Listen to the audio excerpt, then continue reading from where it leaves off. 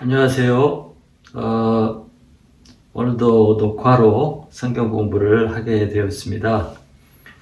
지금 독일은 이제 코로나 바이러스가 창궐해서 정부에서 이렇게 록다운을 시켰습니다. 그래서 모임을 할 수가 없고, 그래서 이렇게 당분간 성경 공부를 녹화해서 배우도록 하겠습니다. 지난주에는 우리가 분열 왕국에 대해서 공부를 했고, 또 유다 왕국의 멸망, 또 북이스라엘 왕국의 멸망에 대해서 살펴보았습니다. 이제 오늘은 여섯 번째 포로 시대를 공부하도록 하겠는데, 이제 왕국이 멸망하고 그 이후에 어떻게 되었는지 이제 그것을 살펴보도록 하겠습니다. 자, 우리가 이스라엘 역사를 지금 공부하고 있는데, 이스라엘 역사는 성경 창세기부터 에스더까지 17권에 기록되어 있습니다.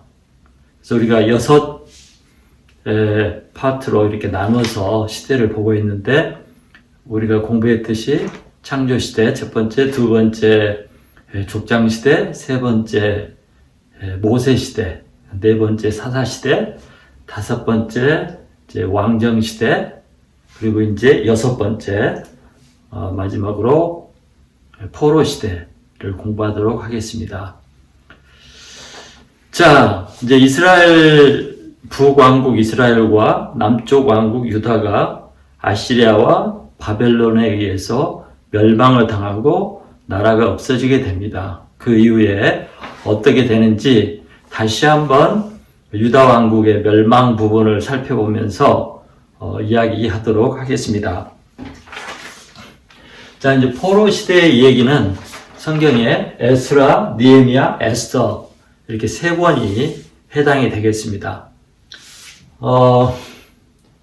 순서별로 보면은 에스라, 그 다음에 에스더, 느헤미야 이렇게 해야 순서가 맞습니다. 그런데 에스라와 느헤미야가 원래 한 권이었는데 두 권으로 이렇게 나눠지게 되었습니다. 사실 실제적으로 에스더가 이 앞으로 오겠네요. 어쨌든 이 세 권이 이제 포로 시대 때, 포로 이후에 그 성경 이스라엘 역사를 이야기하고 있습니다. 그래서 이 세 권의 책을 꼭 읽어 보셔야 되겠습니다. 자, 그러면 마지막 그 유다 왕국의 멸망과 세 차례 포로로 잡혀가는 그 얘기를 살펴보도록 하겠습니다. 유다 왕국이 멸망 전에 그 상황을 이렇게 살펴보면은 굉장히 어려운 시기를 보내고 있었는데, 그 어떻게 망해가는지, 어떻게 포로로 잡혀가는지 그 역사적 사실을 살펴보겠습니다.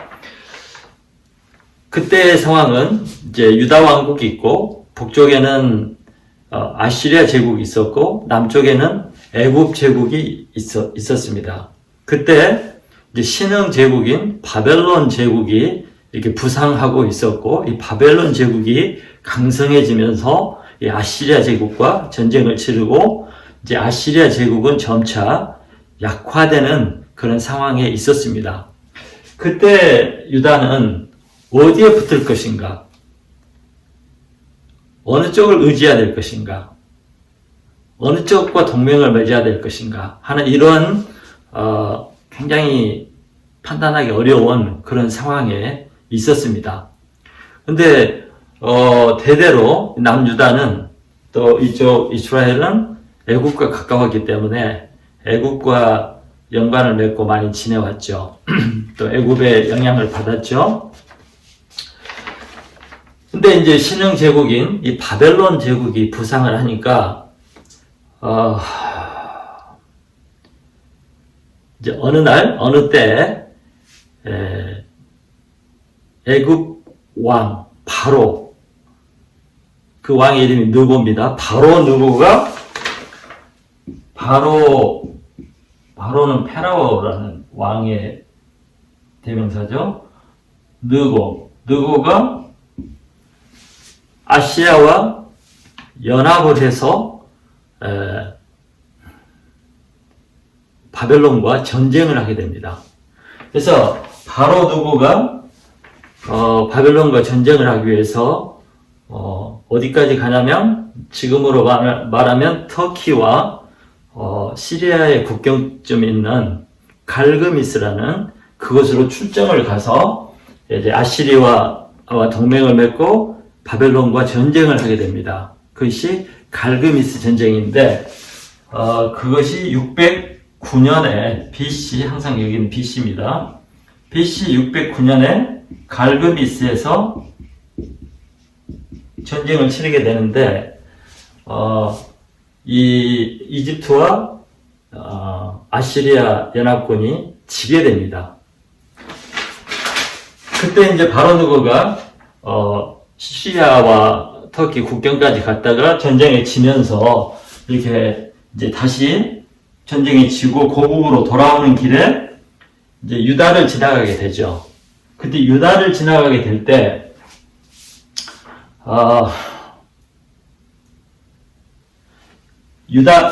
유다에 여호아스라는 왕이 있었어요. 여호아스라는 왕이 있었는데, 이 왕이 협조를 잘 안 해서 이 바로 느고가 여호아스를 유다를 지나가는 길에 사로잡아서 애굽으로, 이집트로 데려가 버립니다. 그리고 대신 누구를 왕으로 세우냐면 여호야김이라는 왕을 이 이집트 바로가 대신 세우게 됩니다. 그래서 이제 꼭두각시 왕을 세우는 거죠. 그래서 이집트는 여호야김에게 조공을 요구하고 이제 자기들이 협조하기를 이렇게 요구를 하게 됩니다. 여호야김의 원래 이름은 엘리야김인데 여호야김으로 이제 바꿔서 이제 왕이 되었습니다. 그래서 이제 609년에 이 갈그미스 전투가 있었고요. 그 다음 2차 갈그미스 전투가 또 있습니다. 또다시 바로 느고가 바벨론과 전쟁을 또 치르기 위해서 또 갈그미스 그 지역으로 가게 됩니다. 그런데 대패를 하게 돼요. 이집트가 완전히 지게 되고, 그때 이제 이집트를 물리친 그 바벨론 느부갓네살 왕이 이제 그 북쪽 시리아 북쪽에서부터 유다까지 쳐들어오고 애굽까지 쳐들어가게 됩니다. 그래서 애굽을 정벌하고 이제 다시 바벨론으로 돌아가게 되는데, 그때 이 바벨론 왕이 이제 고국으로 돌아가니까 잠시 빈틈이 생겼어요. 빈틈이 생겼습니다. 그러자 여호야김이 이제 바벨론 침공으로 여호야김이 바벨론의 이 세력하에 들어가고 바벨론에 이렇게 지배를 받게 됐는데, 잠시 바벨론 제국이 물러간 틈에 배반을 합니다. 그래서 배반을 하니까 쳐들어와서 배반을 하니까 여호야김을 죽이고 여호야긴이라는 후계자를 왕으로 세우게 됩니다. 그리고 또 이 여호야긴이 말을 안 들으니까 다시 쳐들어와서 완전 정복을 하고 시드기야를 왕으로 세웁니다. 그런데 시드기야도 또 반역을 하니까 완전 시드기야를 이 유다 왕국을 멸망을 시키고 이제 이스라엘을 없애버리고 이스라엘은 멸망에 이르게 됩니다. 그래서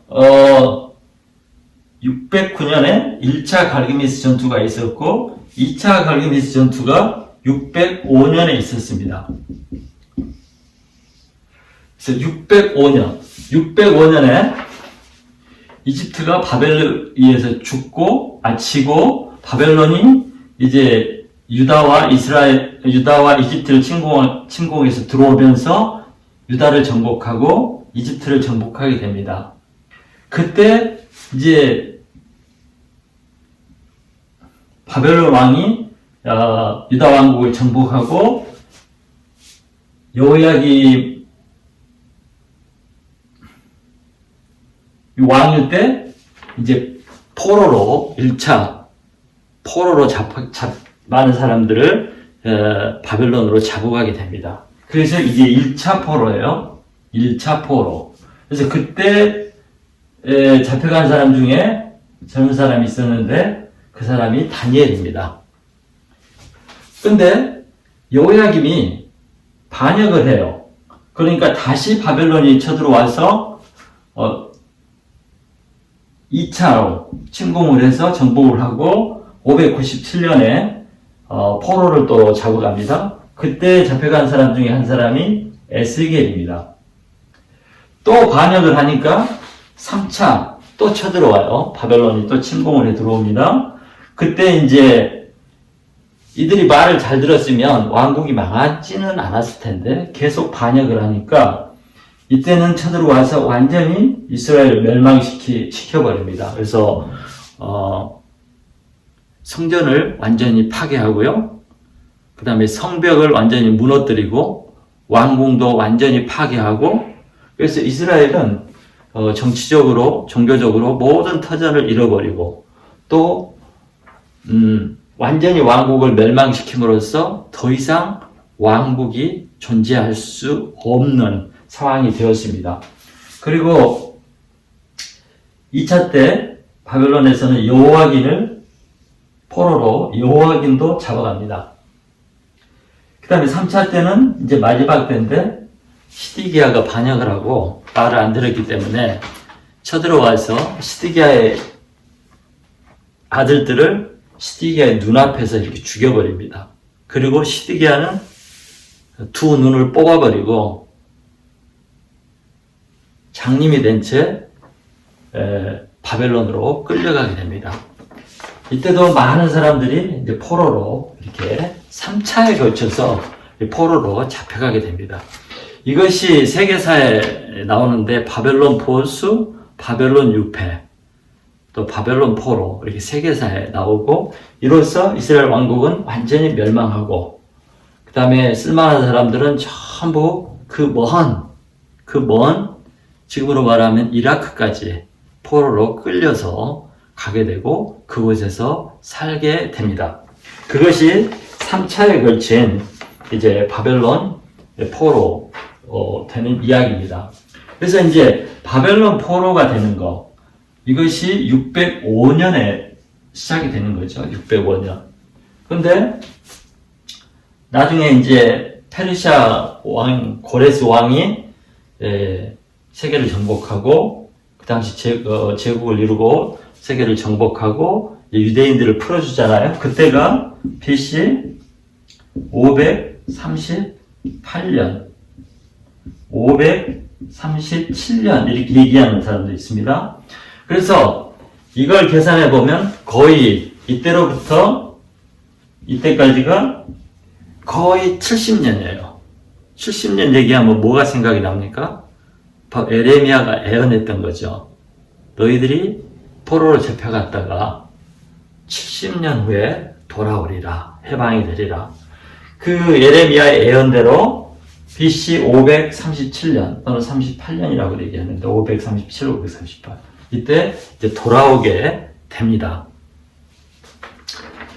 자, 이렇게 해서 이제 이스라엘은 나라가 멸망하고 백성들은 포로로 잡혀가게 되고 이스라엘은 왕궁도 성전도 성벽도 무너져버리고 들짐승이 살고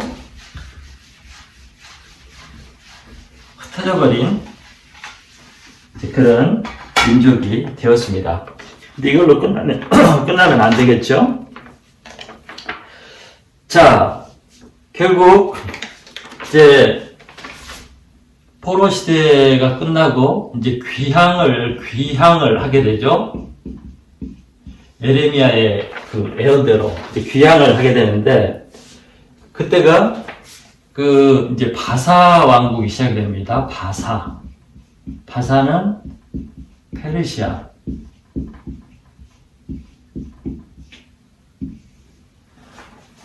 이제 페르시아가 이제 지금으로 말하면 이란이죠.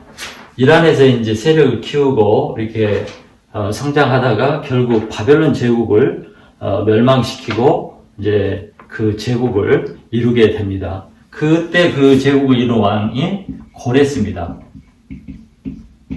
고레스 왕이죠. 바사의 고레스 왕. 이 왕이 되자마자 이 포로들을 에게 자유를 주고 또 자신들의 종교를 행사할 수 있도록 종교를 행할 수 있도록 그런 자유를 줍니다. 그래서 고레스 왕 때 1년, 고레스 왕 때 이제 바벨론 포로에서 이스라엘 백성들이 이제 귀향을 하게 되는 것입니다. 그래서 이 일도 성경에 하나님께서 고레스를 이렇게 세워서 이렇게 하셨다, 이렇게 얘기가 나옵니다. 어쨌거나 이제 이 포로 생활을 몇 년을 합니까? 거의 70년을 하게 되죠. 70년.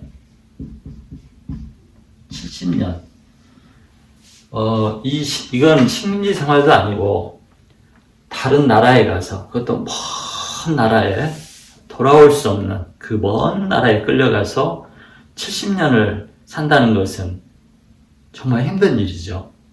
외국에 가서 끌려가서 포로로, 종으로 70년을 산다는 것은 매우 힘든 일입니다. 그렇지만 이들이 70년을 살면 거의 한 2대를 사는 것이고, 나이 드신 분들이 갔으면 손자까지 보는 한 3대까지 이렇게 살게 된 것입니다. 그래서 이제 이스라엘 백성들이, 유다 백성들이 바벨론에 가서 금방 이제 70년 얘기를 했기 때문에 그들은 금방 돌아올 생각을 할 수가 없었죠. 그래서 그곳에서 터전을 잡고, 삶의 터전을 잡고, 공부할 사람은 공부하고, 장사할 사람은 장사하고, 또 여러 가지 일을 하게 되면서 많은 사람들이 바벨론 그 지역에서 자리를 잡게 됩니다. 그래서 포로에서 돌아올 때 많은 사람들이 돌아오기도 하지만 그곳에서 돌아오지 않고 정착한 사람도 많이 있었습니다. 그래서 그 정착 유대인들이 사실은 근대까지 살고 있었고, 지금도 그 후손들이, 유대인들이 살고 있었는데, 중동 지역이 워낙 이슬람이 세지고 또 박해를 하면서 많은 사람들이 이제 탈출을 하고, 그래서 거의 유대인들이 아마 없어지지 않았나 이렇게 생각이 드는데, 어쨌든 그 후손들이 오랫동안 이 바벨론에서 또 그 지역에서 살게 되었습니다. 자, 이제 이 70년 동안에 그 활동한 선지자가 있죠. 아까 말했던 누굽니까? 다니엘 선지자. 그 다음에 에스겔 선지자가 이 아므란 시대, 포로 시대 때 그 포로로 잡혀간 그 바벨론과 바사, 페르시아 그 제국, 그 수도나 그 안에서 예언 활동을 하게 됩니다. 꼭 읽어보시기 바랍니다. 이게 활동을 하게 되고, 에스겔은 2차 포로 때 잡혀갔죠. 2차 포로 때 잡혀갔는데 그때가 597년입니다. 597년인데 이때는 아직 완전히 이스라엘이 멸망하지 않았죠. 근데 그 완전히 멸망하기 전부터 에스겔은 그 바벨론에서 예언을 하게 됩니다. 이제 포로들이 이제 바벨론에 잡혀갔고, 그 이후에 이제 페르시아 제국에 속하게 되고, 이렇게 포로 생활을 할 때 얼마나 슬프고 어려웠겠습니까? 머나먼 타국에 와서 성전도 없고, 또 하고 싶은 거 자기들의 자유도 없고 이렇게 살 때 얼마나 힘들었겠습니까? 그래서 그들의 그 힘든 이야기가 시편 137편에 나오죠. 우리가 바벨론 강가에서 예루살렘을 생각하면서 앉아서 울었다. 뭐 그런 시편이 나오죠. 그때 그 바벨론 사람들이 자기들에게 고향의 노래를 이렇게 불러달라고 했을 때, 그 하프를 나무에 걸어버리고 어떻게 우리가 그 노래할 수 있는가? 노래하지 않았다. 뭐 그런 얘기가 나오죠. 또 그 보니엠이라는 보컬 그룹이 있었지 않습니까? 보니엠 들어보셨습니까? 그 보니엠의 노래 By the Rivers of the Babylon, By the Rivers of Babylon 그 노래 있죠. 그 노래 가사가 그 시편 137편 그 가사거든요. By the rivers of the Babylon, we sat and wept, remembering the Zion. 그러니까 시온을 생각하면서 바벨론 강가에서 앉아서 울었다. 뭐 이런 노래를 불렀는데 저는 그 그룹이 영어로 노래를 불러서 뭐 영국 그룹이나 미국 그룹인 줄 알았더만 우리가 사는 이 독일 보컬 그룹이었더라고요. 한번 들어보세요. 자, 그러면 이제 이스라엘 백성들이 포로 생활을 이렇게 하게 되는데 70년을 했는데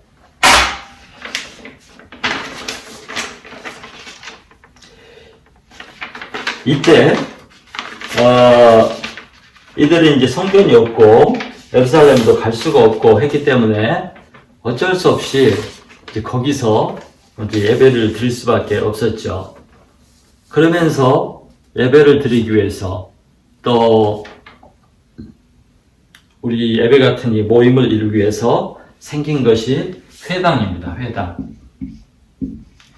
그래서 학자들은 이 회당이 지금 있는 회당이 바벨론 포로 시대 때 생겨난 것이다. 시나고그라고 그러죠.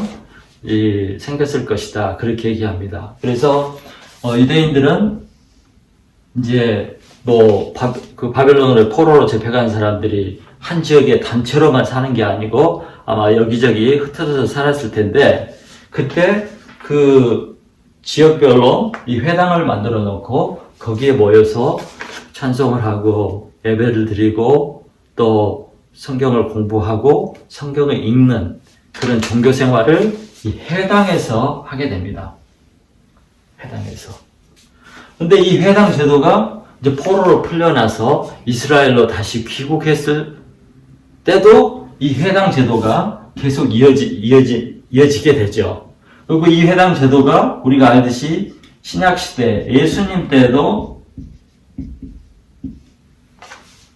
나타나는 것을 볼 수가 있죠. 그래서 예수님이 갈릴리에서 회당에 들어가서 이사야서를 읽고 또 말씀을 선포하기도 하고 안식일이면 회당에 가서 병도 고치시고 모든 활동이 이제 회당에서 이렇게 이루어지는 것을 볼 수 있는데 그것이 바벨론 포로 시대 때 생겨나서 계속 유지되는 그런 시스템이 생겨난 거죠. 그래서 회당은 시나고그인데 모임을 하는 곳이라는 뜻이죠. 교회당 그러듯이 회당. 근데 이제 이 회당이 예수님 이후에 이제 신약 시대 세계 선교가 이루어지잖아요. 세계 선교에 제일 앞선 사람이 사도 바울이 세계 선교 소아시아와 이제 로마까지 이렇게 선교여행을 다니고 선교할 때 항상 바울은 이 회당을 이용을 했습니다. 왜냐하면 일단 회당에 가면 유대인들이 있고 또 유대교로 개종한 이방인들이 있고 그래서 여기에서 구약을 기초로 해서 메시아 얘기를 하고 예수 그리스도를 얘기를 하면 이들은 구약 배경이 있었기 때문에 금방 그 믿는 사람은 믿게 되고 예수님을 그리스도로 받아들일 수 있는 그런 역사가 있었습니다. 왜냐하면 기초 배경이 있었기 때문에 아마 처음에 무조건 뭐 유대 구약 배경을 갖지 못한 사람들에게 예수 그리스도를 소개하기라는 건 참 어렵죠. 그래서 사도 바울은 선교를 할 때 언제나 이 회당을 이용해서 소아시아나 로마의 선교 사역을 감당을 했습니다. 그래서 이 회당이 선교 사역에 아주 도움이 된 것이죠. 그런데 결국에 이제 나중에는 이 유대인들이 회당을 선교 사역지로 막 이용을 하니까 이제 반발을 해서 완전히 이제 회당에 들어오지 못하도록 더 이상 회당에서 예수가 메시아라 그리스도라는 그런 선전장으로 사용하지 못하도록 이제 나중에는 해버렸죠. 그러나 어쨌든 처음에는 이 회당이 선교사에게 아주 귀중하게 소중하게 쓰임을 받았었습니다. 그런데 이 회당이 바로 바벨론 포로 시대 때 생겼다. 이렇게 알면 되겠습니다.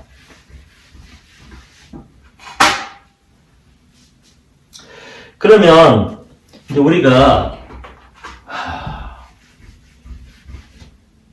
이제 또 생각해 볼 것은 하나님께서 그렇게 사랑하시는 이스라엘, 유다, 그렇게 사랑하는 자기 백성, 하나님을 섬기는 백성, 이 백성들을 그렇게 비참하게 멸망을 시키고 또 그 소중한 하나님의 성전, 이걸 멸망시키고 또 백성들이 수없이 죽고 또 포로로 잡혀간 자기 백성들이 왜 하나님은 그렇게 하셨을까? 왜 이렇게 비참하게 멸망을 시키고 포로가 되도록 하시고 고난을 당하게 하셨을까? 하나님은 자기 백성을 너무 사랑하시고 또 자기 백성을 보호하시고 또 자기 백성이 승리하도록 하셔야 되는데 왜 이렇게 멸망하게 하시고 포로로 끌려가게 하고 70년 동안 비참하게 살게 하고 또 이후에 보면 돌아와서도 여전히 쉽지 않습니다. 그럼 이렇게 하시는 하나님은 도대체 어떤 하나님이신가, 이런 것을 생각해 볼 수가 있습니다. 그래서 이렇게 멸망을 시키고 포로 생활을 하게 한 그 하나님의 의도가 무엇일까? 하나님의 생각이 무엇일까? 이게 참 중요하죠? 우리가 신앙생활을 하면 만사가 형통합니까? 모든 것이 잘 됩니까? 믿는 사람이 항상 세상에서 잘 나가고 잘 됩니까? 그렇지 않죠. 오히려 제가 볼 때는 하나님을 안 믿는 사람들 오히려 잘 되고 잘 나가고 또 때로는 더 형통한 것 같은 그런 것들을 보게 됩니다. 그러면 우리는 이런 것 때문에 시험에 들고 도대체 하나님을 믿는 나를 하나님은 사랑하시는가? 나를 돌보시는가? 하나님은 계시는가? 또 하나님은 과연 믿는 자들을 편이신가? 뭐 이런 여러 가지 생각을 하게 되죠. 이스라엘 백성들도 그런 생각을 했습니다. 그래서 이스라엘 멸망 때 많은 사람들이 하나님의 의에 대해서 하나님은 도대체 죄인들을, 이방인들을 왜 우리를 멸망시키는 데 사용하시는가? 왜 저들은 강성하고 우리는 이렇게 약해서 비참하게 살아야만 안 되는가 하면서 하나님에 대해서 반발하고 이렇게 하나님에 대해서 불평하는 그런 마음들이 있었습니다.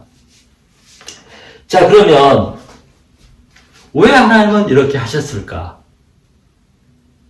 근데 하나님께서 이렇게 멸망시킨 이유는 성경에 분명히 이스라엘의 죄 때문이라고 이렇게 말씀하셨습니다. 물론 죄 때문이겠죠. 그러면 너는 죄를 지었으니까 죽어. 너는 죄를 지었으니까 심판을 받아야 돼. 이렇게 하나님이 무조건 죄에 대해서 징벌하는, 죄에 대해서 미워해가지고 죄 짓는 인간들을 미워해서 그렇게 하시기만 하시는가? 그렇게만 생각하면 안 되겠죠. 모든 고난과 모든 어려움과 모든 일들 속에는 하나님의 사랑과 하나님의 선하신 뜻이 있습니다. 그것이 무엇일까요? 자, 이스라엘 백성들은 하나님의 백성으로 선택을 받았습니다. 하나님은 이스라엘 백성들이 정말 거룩한 백성, 하나님의 사명과 하나님의 뜻을 이룰 수 있는 백성. 그래서 하나님은 이스라엘 백성들이 이방인들보다 더 거룩하게, 이방인들과는 다르게, 이방인들과 보다는 도덕적으로나 모든 것이 위에 있는, 나은 그런 삶을 기대를 했고, 그렇게 살기를 원했습니다. 그것이 뭐냐면, 하나님의 율법대로, 하나님의 말씀대로 살기를 원하신 거죠. 그래서 세상의 본이 되고, 또 세상의 제사장 나라로서,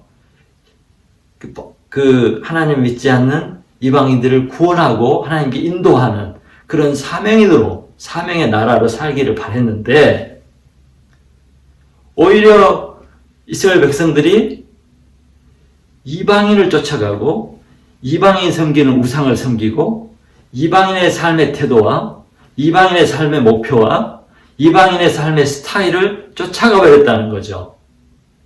그러게 되면 어떻게 됩니까? 이스라엘 민족의 존재 목적, 존재 의미, 사명 다 없어지는 거죠. 그렇게 되면 안 되지 않습니까? 그래서 하나님께서 하시는 일이 뭐냐면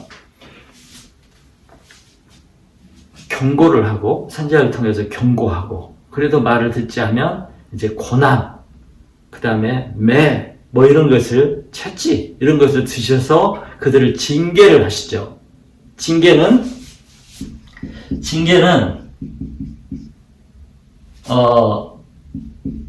심판이 아니고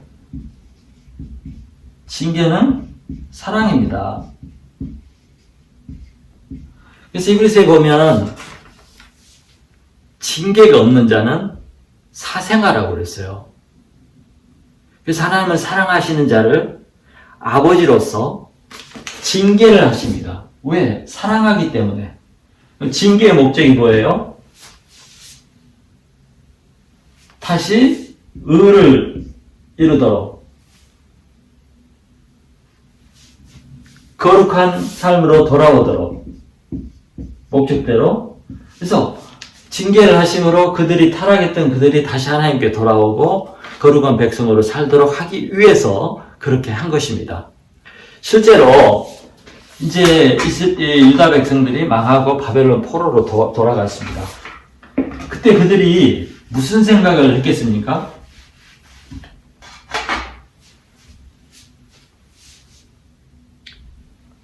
예배할 곳도 없고,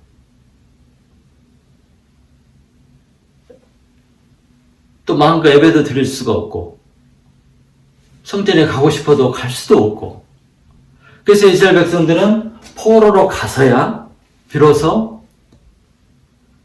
이 성전이, 또 자기들 성전에 있는 그 예루살렘이 얼마나 소중한가, 또 하나님 앞에 나아가서 예배드릴 수 있고 성전에 들어가서 기도할 수 있는 그것이 얼마나 귀한 것이었는지 그때서 깨달은 거죠. 없어지고 나서야 깨달은 거예요. 우리가 이런 말 있죠. 건강을 잃고 나서야 건강의 중요성을 안다고. 이들은 포로로 잡혀가서야 비로소 예배가 중요하고 성전이 중요하고 또 신앙적인 자유가 얼마나 소중한지 그런 것을 깨닫게 된 거죠. 그래서 이들이 이제 어떻게 되겠어요? 회개하고 하나님을 사모하고 율법을 공부하고 기도를 하고 예루살렘의 성전이 회복되기를 기도하고 자기들이 고국에 다시 돌아가서 하나님을 예배할 수 있는 기회를 달라고 기도하고 그렇게 된 거죠. 결국 뭐예요? 포로 생활. 이게 고난이죠. 고난을 통해서 이들이 뭘 하게 된 거죠? 신앙의 회복을 하게 되는 거죠. 회복. 이게 중요합니다. 회복. 하나님 원하시는 그 삶으로 돌아가는 거죠. 그래서 이처럼 하나님께서 이스라엘 백성들을 무섭게 징계를 했지만 그 징계의 목적은 이스라엘 백성들이 순결해지고 거룩해지고 하나님의 백성으로 다시 태어나도록 다시 빚어지도록 하는 그런 뜻이 있었습니다. 왜냐하면 너무 사람들이 약해서 또 세상이 너무 세고 세상 것이 너무 좋아서 따라가다 보면 우리가 신앙도 잃어버리고 신앙의 본질도 잃어버리고 세상과 짝하고 그래서 타협하고 그래서 순수한 하나님에 대한 사랑과 또 그 믿음 생활이 타락을 하게 되고 이렇게 되면 그게 종교인이지 하나님이 원하시는 신앙인이 아니죠. 그래서 하나님은 때때로 이런 고난을 우리에게 주심으로 우리가 이런 순수성을 다시 회복하고 회개하고 하나님께 완전히 돌아오도록 이렇게 만드시는 것입니다. 하나님 이스라엘 백성들에게 그렇게 하셨어요. 그래서 이스라엘 백성들이 포로에서 이제 귀향해서 성전을 새로 건축하고 또 예배를 회복하고 하면서 순수한 유대인으로 다시 이제 거듭나게 되고 그들이 이제 전통적인 유대인들이 되게 되었습니다. 자, 여러분, 어느 때든지 하나님은 자기 백성들이 타락을 하고 습관적인 종교 생활 또 형식적인 종교 생활을 하면 이렇게 사랑하기 때문에 내버려 두지 않고 고난을 주고 어려움을 줘서 다시금 이 고난과 이런 걸 통해서 연단을 받고 순수한 신앙으로 회복되게 하는 그런 역사를 초대교회 때부터 2020년 지금까지 해오고 계십니다. 가톨릭이 부패했을 때 하나님 어떻게 해요? 종교개혁을 일으켜서 초대교회로 다시 돌아가게 하시고 순수성을 회복하게 합니다. 그렇다고 우리 개신교가 계속 순수하고 계속 그렇습니까? 아닙니다. 그래서 하나님은 계속해서 새로운 무브먼트, 새로운 운동을 시작해요. 그래서 영국에서는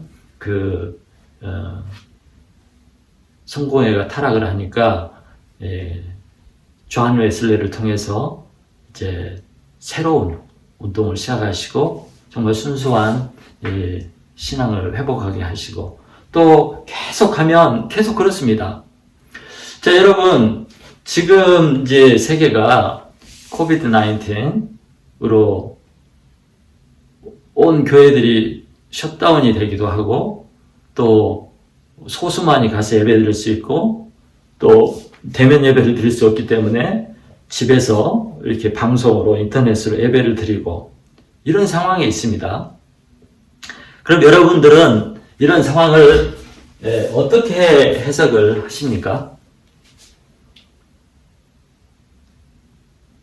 자, 언제든지 고난과 어려움이 닥치면 이제 두 가지가 나타납니다.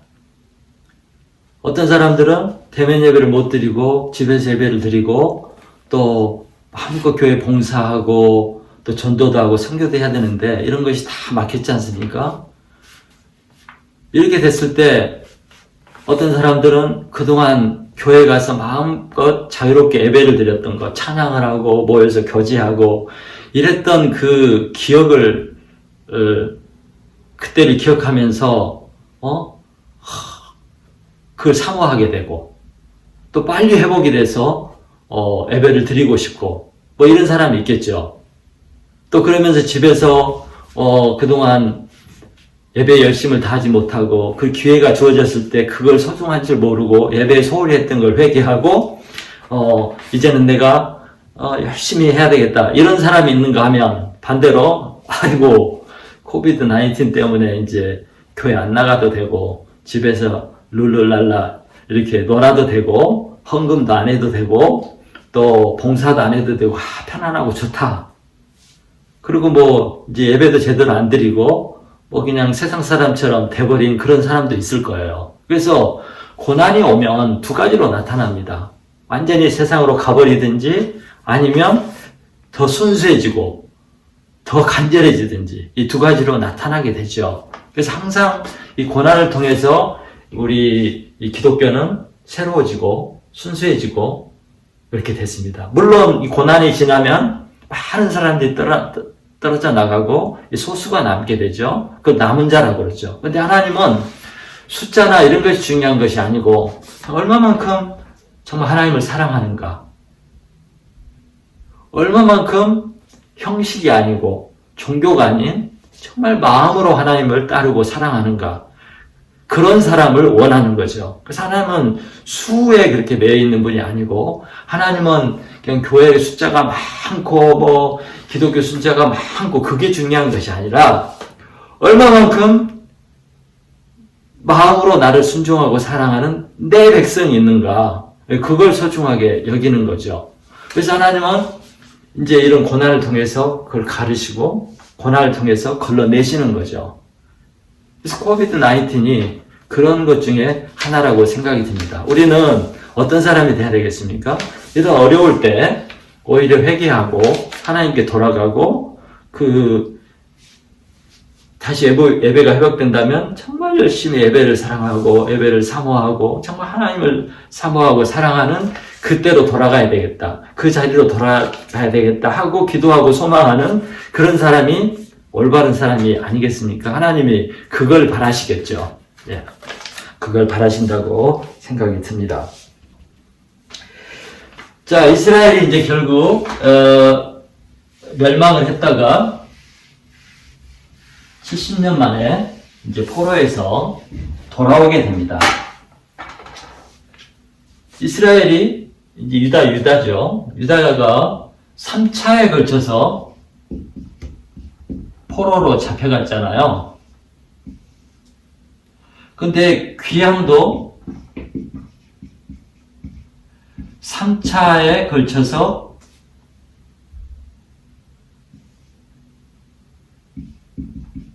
하게 됩니다. 3차에 걸쳐서 그 내용이 에스라, 느헤미야에 나오게 됩니다. 그래서 이제 1차 귀향, 2차 귀향, 3차 귀향이 이제 이루어지게 되죠. 그러면 1차 귀국은 아까 얘기했던 것처럼 누구죠? 1차 귀향은 그 바사왕 고레스가 칙령이라고 그러죠. 이제 그 제국의 명령, 제국의 이렇게 칙령을 통해서 고레스 왕 1년에 포로에서 풀려나게 되는데 그것이 BC 537년입니다. 이때 1차로 이제 포로들이 돌아오게 돼요. 이 내용이 에스라 1장에서 6장을 읽어보시면 나옵니다. 에스라 1장에서 6장을 읽어보면 1차 포로 귀향이 이게 나오게 되는데요. 그때 이제 귀국하는 그 숫자가 몇 명이냐면 그거 읽어보시면 나오는데 약 5만 명이에요. 약 5만 명. 5만 명. 정확하게 얘기하면 몇 명이냐면 49,897명.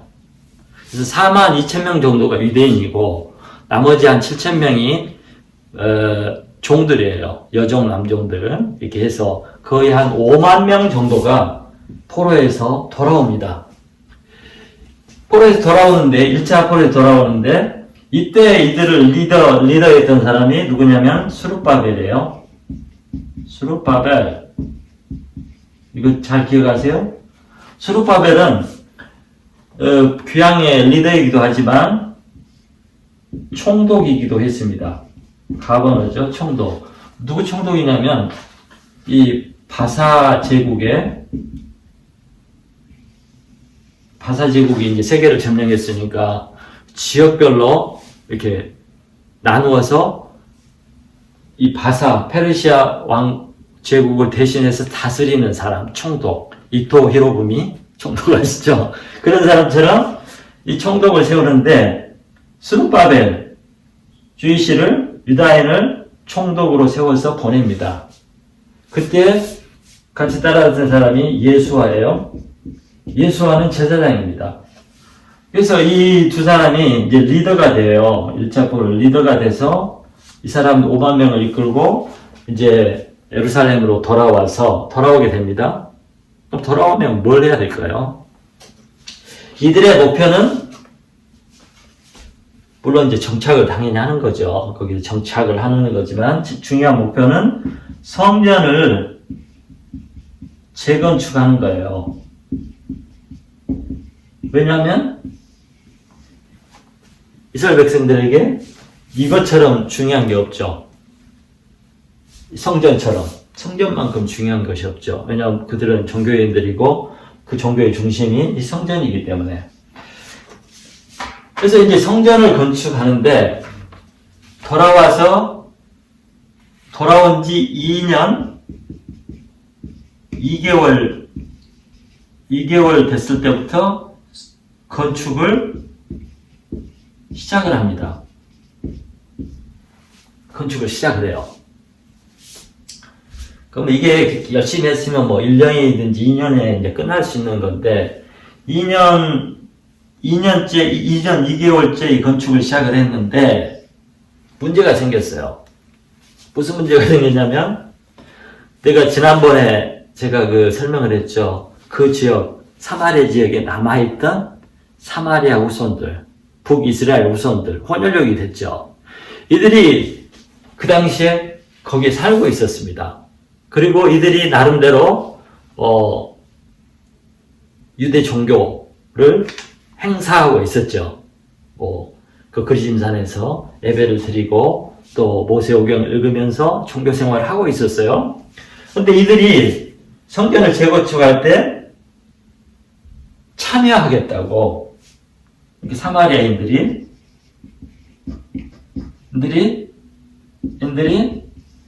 이 성전 건축에 참여시켜달라고 부탁을 해요. 우리도 하겠다고. 우리도 신앙생활 해왔다고. 그러니까 이 스룹바벨이 NO 이렇게 합니다. 그러자 이 사람들이 안 받아주니까 해코지를 하는 거예요. 성전 건축을 못하도록. 이 사람들과 이 지역의 이제 리더들이겠죠. 사람들이 이 성전 건축을 방해하기 시작하는 거예요. 그것이 이제 정치적으로 성전을 건축하고 성벽을 건축하면 이들이 반란을 일으킬 것이고 이 바벨론 제국에 반역을 할 것이기 때문에 이렇게 하면 안 됩니다 하고 상소를 하고 이렇게 해서 성전 건축이 중단이 돼요.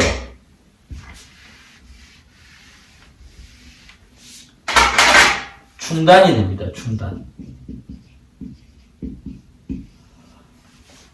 아주 오랫동안 중단이 돼요. 어떻게 할 수가 없어요. 그런데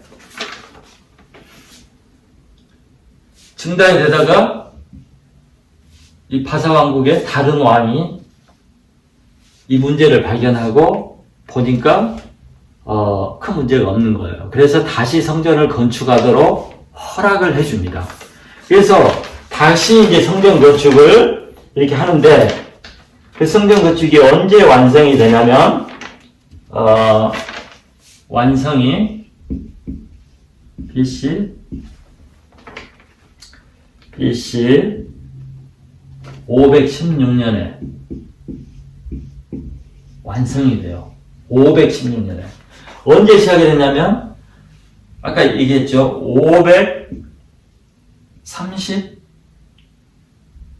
538년에 귀국을 하는데 2년 2개월이 늦어졌으니까 이후에 시작을 했으니까 536년에 시작을 했죠.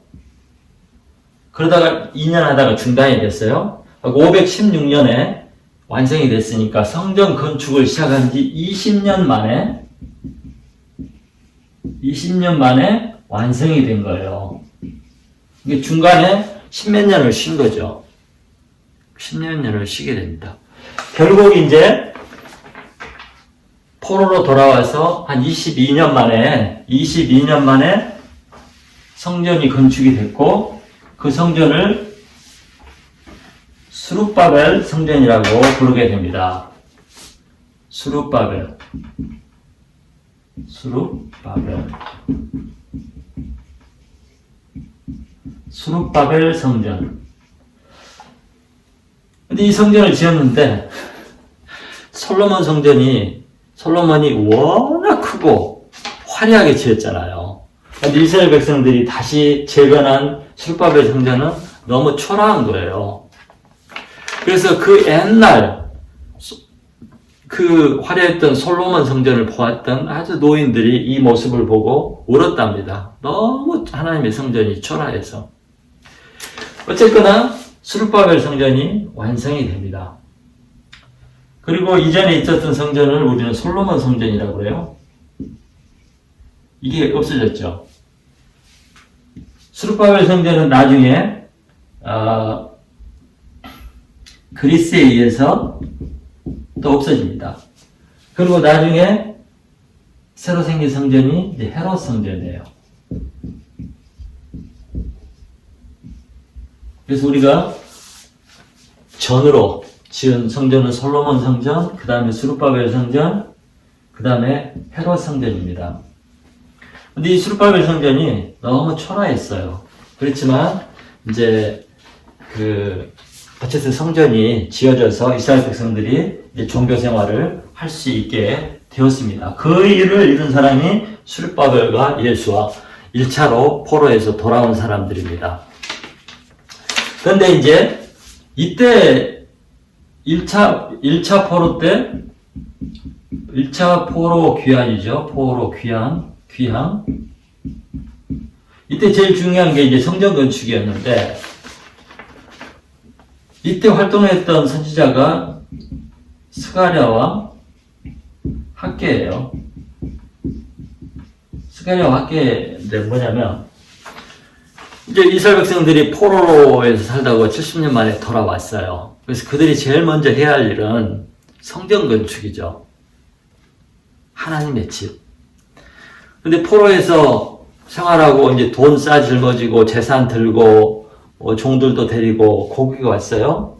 고국으로 돌아와서 그들이 제일 먼저 한 일이 뭐냐면 이제 자기 정착이죠. 정착. 그래서 정착해야죠. 그래서 정착을 하는 건 좋은데 얘들이 이제 자기 집을 짓고 정착을 하고 땅을 개간하고 새롭게 이제 삶의 터전을 잡았어요. 그러면 터전이 잡히면 그 다음에 뭘 해야 되겠습니까? 당연히 그들의 목표로 삼았던 성전 건축을 해야 되지 않겠습니까? 그런데 이스라엘 백성들이 돌아와서 그런 목표를 가지고 돌아오고 그렇게 살겠다고 민족과 나라를 회복시키고 우리의 하나님의 명예를 회복하겠다고 뭐 해놓고 와서는 정착을 하고 살만 하니까 그 본래 목적과 사명을 잊어버린 거예요. 하고 사는데 급급하고 자기 삶의 만족을 얻고 더 잘 살기 위한 그런 쪽으로 가버린 거예요. 그래서 그때 학개의 선지자, 스가랴 선지자가 또 이제 회개를 촉구하는 거죠. 야, 하나님의 집은 저렇게 짓다가 말았는데, 허술한데, 너희들은 통나무집, 그때는 이스라엘에서 부자들이 나무집에 살았거든요. 그래서 완벽한 집이라고 옛날 성경에는 나오는데, 그 비싼 나무들 사다가 별장같이 이렇게 멋지게 니들은 지어놓고 살면서 어찌하여 하나님의 집은 짓는다고 해놓고 안 짓느냐. 그러면서 책망을 하죠. 성전을 지으라. 원래 가졌던 그 목적을 이루라. 그래서 이제 스가랴와 학개가 그런 메시지를 전하고 회개하라고 그러죠. 그래서 이제 1차 포로 기한이 이제 1차 포로 기한이 이루어지게 됐습니다. 시간이 많이 됐네요. 2차 포로, 3차 포로는 다음에 하도록 하겠습니다. 오늘은 여기까지 공부를 하도록 하겠습니다. 제가 주저리 무슨 말을 너무 많이 한 것 같아요. 그래서 어쨌든 그 내용을 살피시고 잘 이해를 하면 좋겠습니다. 다음에 뵙도록 하겠습니다.